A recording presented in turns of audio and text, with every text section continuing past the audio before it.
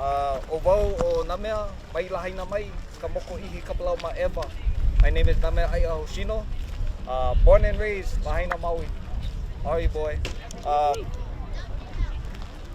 The talk of today is kalo makua.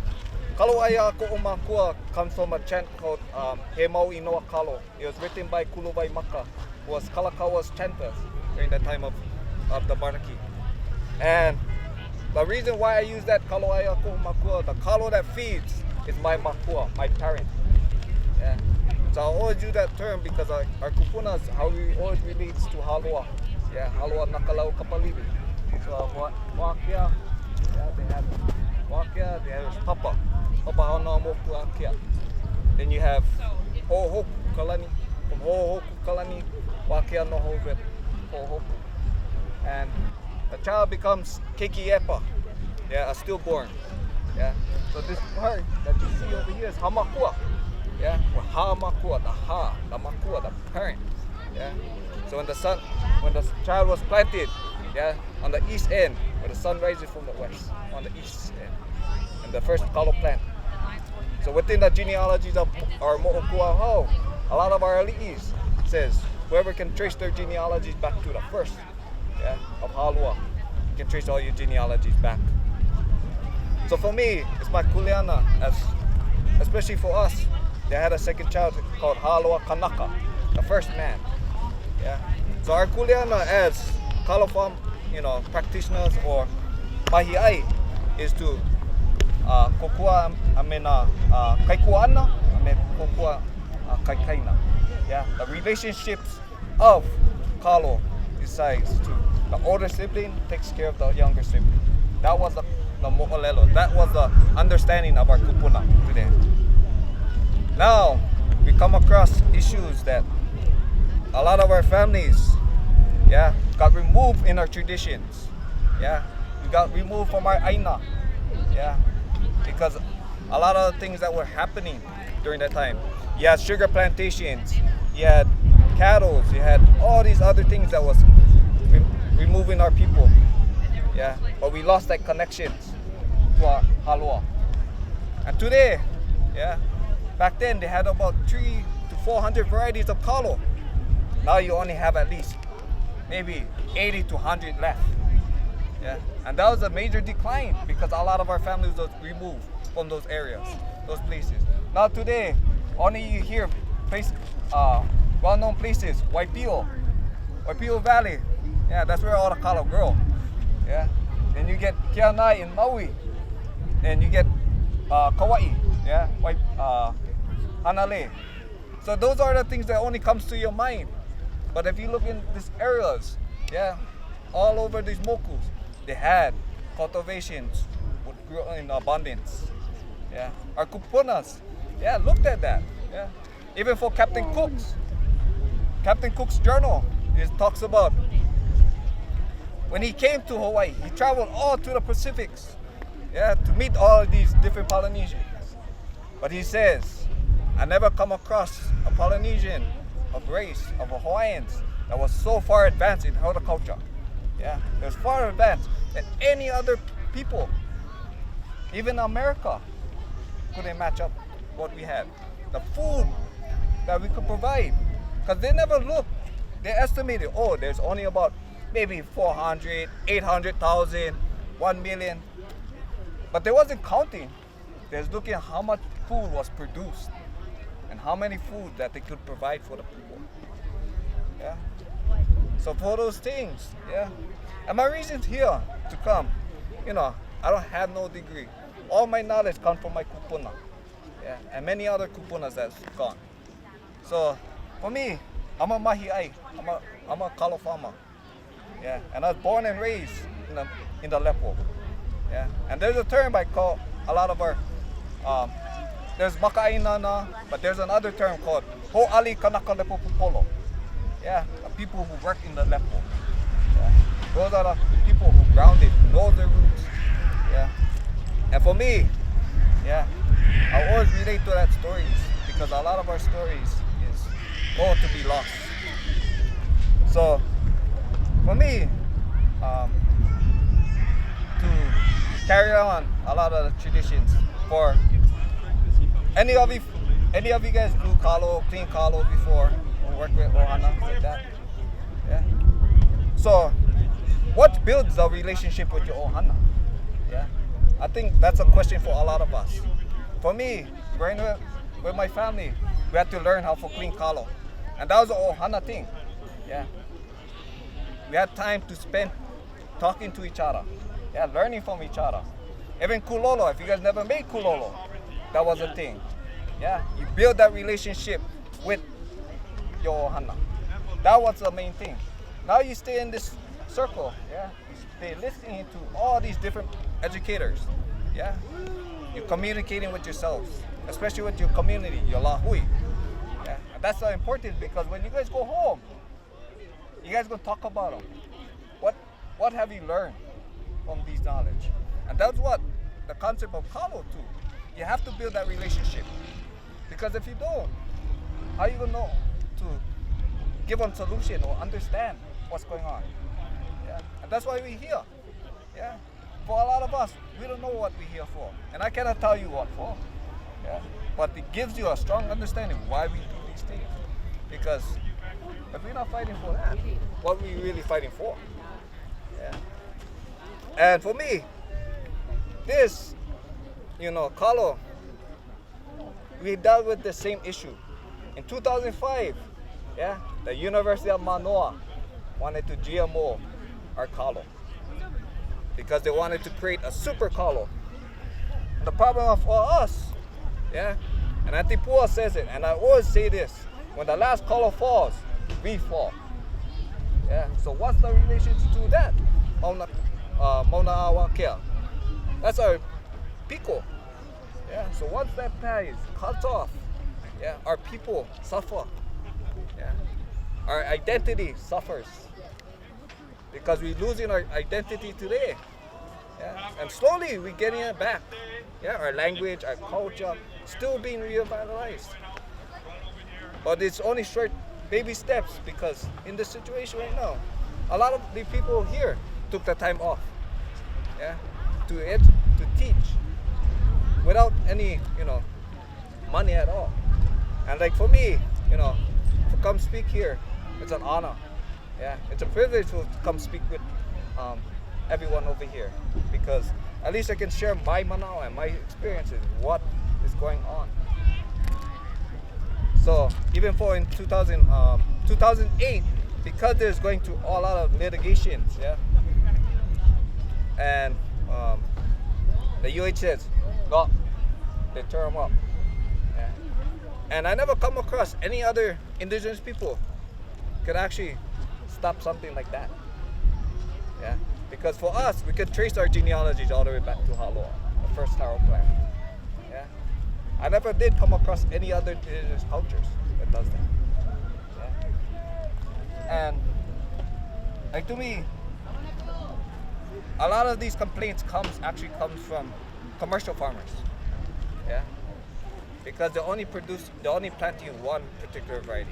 And if you guys ever heard Nameaaea, it's actually a hybrid. Yeah. But when we start losing, yeah, not planting our traditional plants, the storage disappears as well. Yeah. So my family, we grew a variety called Manaopelu. Manaopelu was actually used for chumming the water, for bringing the opelu in. Yeah. So my family was all out of barracudas. We used to train the barracuda to retrieve the opelus. Yeah. And only certain families does that. Miloli'i, they have their own style. Lahaina has their own style. Yeah. But every kalo had a purpose. Every kalo had an understanding why it was so free. Like PLE. PLE was known for highly prized for the ali'i. Yeah. Only an ali'i could choose that. And why everybody chose the PLE? Because it was hard to grow, but if you grow it in a maturity state, yeah, the ali'i would like it. And there's always a bond to the connections too. For ho'okupu, when you're doing offering, yeah, certain times when you had certain fish and you couldn't provide, yeah, those varieties could have been used for those things. So everything had a usage. Yeah. From Mauka to Makai, yeah, you have different areas where you could plant them. Yeah. From Mauka to Makai. There's some varieties that you call Pa'akai, yeah, or Pukai. These certain varieties, those are the ones that could grow coastal. Yeah. Then you come across in the central area, the Kanaka, you had certain varieties. Then you had Vauapua, that had many other varieties as well. For our kupuna as well, we talk about iwi kupuna. We talk about burials. Yeah. Kalo had the same understanding and same mana'o as well. Because speaking to Uncle Eddie Ka'alana, was a well-known kalo farmer and Opelu fisherman. And when he told me the story, he asked me a question, where would you bury your kupuna? I was like, I had to look around like, in the kuhivis. Okay. So, what you see in the kalo plant? And it's like, I see the kalo leaf, the stuff, and he's like, you see something else? I'm like, the flower, the pua. So some families, what they did, when they see the pua on the kalo, they kiloi. They don't use them anymore. But because for us, the flower represents the generations it produced. For so many generations, 5 or 6 generations. Only once in a great while you will see the flower comes up. Yeah. And what he says that when you see those flowers, our kupunas would gather them up. Yeah. Whatever flowers popped up, and they take them up into the kuivis, the mountains, and propagate them, plant them right there. Because he knows that thing can be sustainable. It can live on way stronger than the ones in the lotis now. So today, we're finding varieties up there. We're finding varieties that makes a connection to us. So for us now, we're trying to identify. For me, I work at Maui Nui Botanical Garden. So I'm the one. There's only two people. One is me that gotta identify varieties, and it's not easy. Look at varieties today, but even our traditional planting, our planting style is interesting because the things that you see today of wetland, yeah, it's called rice paddy style. It's not a Hawaiian practice. If you guys ever look at lo'is or wetland patches, you're always gonna see it planted inside. Yeah, so it's not mounded. The traditional way was actually mounded. It's called pu'e. So the reason why they made it pu'e, so when they have big rivers flowing down in the Kala Lake, yeah. When the thing is that Chinese rice paddy, the thing takes it out, nothing. When you build the mounds, yeah, it pushes away, but it doesn't break down everything. Yeah. So you're saving that kalo. But that, I tell everybody, Hawaiians, they made the first aquaponic system. We had the first Hawaiian aquaponic system. If you look at old photos of Waikiki, you see mounds. Yeah. When the thing starts to mound, you start to see all the limu. Yeah, the i'a would actually pick them, eat off the limu, then you get the kukai, then you have the nitrogen. Yeah, and those are the ones when had brackish water. That whole area in Waikiki is all brackish water. Yeah, so that's why if you put them in this rice paddy style, the thing not going to survive because once it hit the salt water, bang, the thing shocks them and kills it right then and there. So our kupunas, there was real akamai in those things. Yeah, there's different padding styles too. Hawaii Island, in Kalapana, there's a planting style called puhala. So if you guys see when you go in Kekaha, all those areas, you see all the hala trees, yeah, all flowing all over, yeah. Those areas, why they call it puhala? Because in the crevice, these areas, you put all your green waste, yeah, all your green waste inside, and so it decomposes, yeah. So it turns into compost. Yeah. So when it does that, then you place the kalo with the hala leaves. Yeah. Once the hala leaves come green, well, once you place it in the crevice, then once the leaf starts to root out with 2 or 3 leaves, yeah, what they do, Once the leaves all turn brown, the hollow leaves, they burn them. They create that nitrogen. Yeah, and it regenerates. So kupuna, they understood. Even there's another style called ha'aheo. Ha'aheo is another style that they'll cover. Once all the leaves, all the mulch is all green, brown, and the leaves is all has 3 or 4 leaves.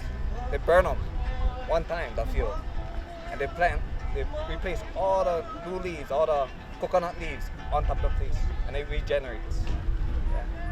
So those are the things that we actually didn't try out, yeah, but because we didn't know. So in dry areas, you only come across can grow kalo because if there's no water source, rain, like that, there's no way that you can grow kalo. Yeah. The only way that you could grow kalo, or the only place that you have to have a direct water source, rain or river. For us, in Kaupo, Kaikinui, all the way backside, you only plant uala. So all those things gotta reconnect too.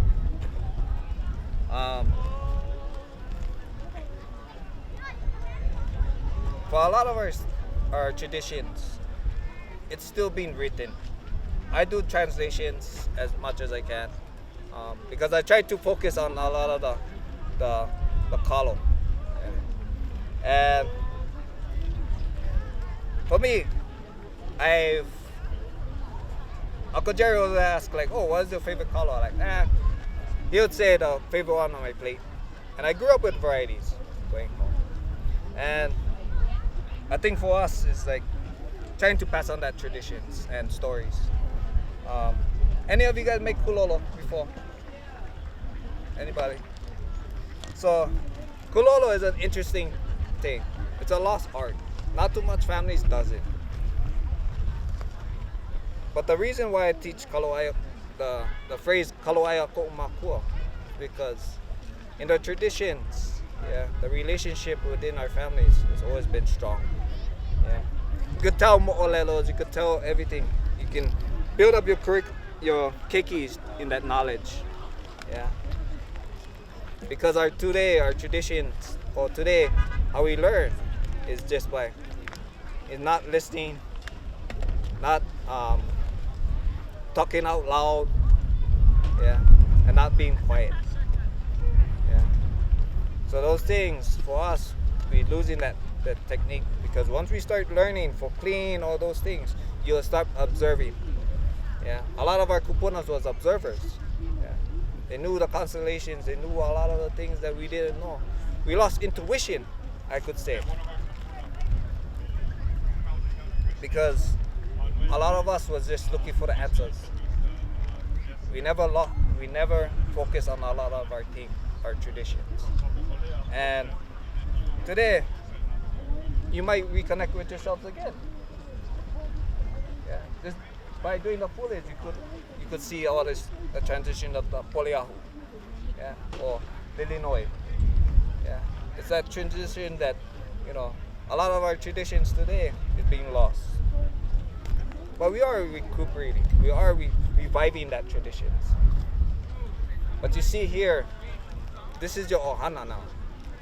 You created that bond, yeah, when you stepped on this mauna, this puʻuhuluhulu. Because these are the things that we cherish a lot. And I know when you guys go back home to your pathetic lives, sorry for saying, yeah, but it's true. Yeah, because when you guys go home, you guys gonna realize shit, and I go back to the mauna. Damn, I don't like work. But that's what wakes you up. Yeah, that what gives you that drive. Because if you don't realize what's going on, then how you know what's really around your place, your aina.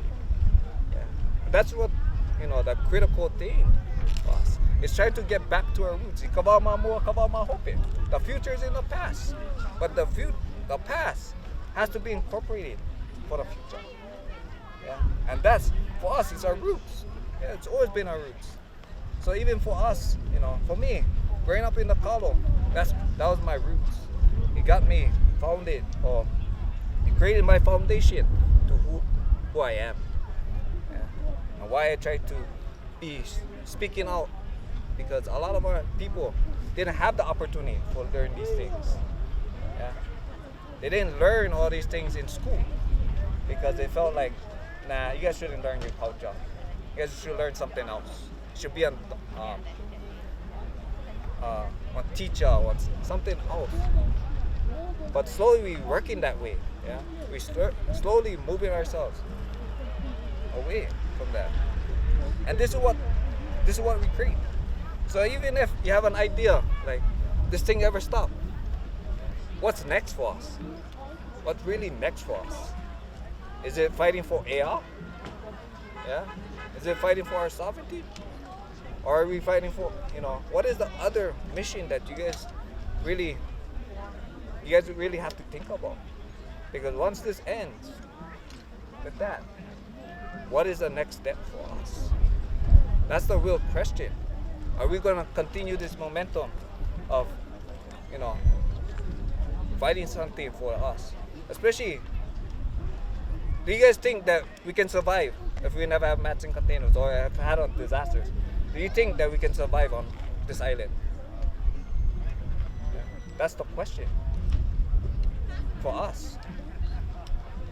Even for Oahu, that's a big question. Yeah, if a natural disaster ever happened, how we would survive?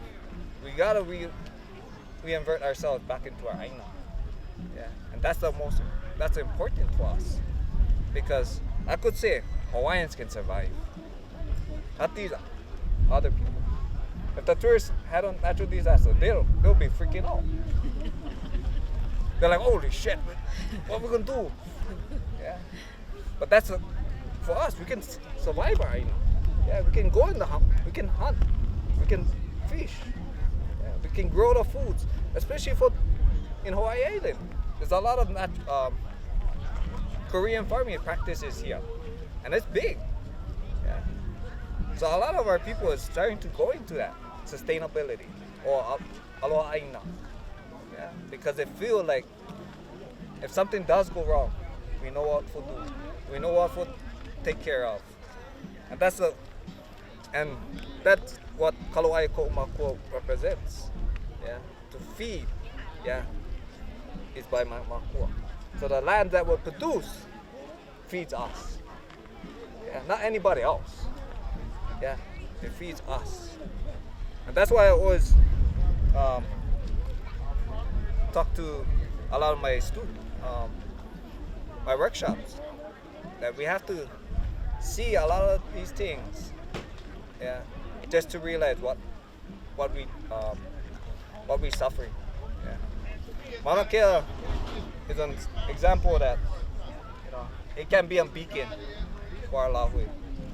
Yeah. And me, I'm not really a person that comes out and talk.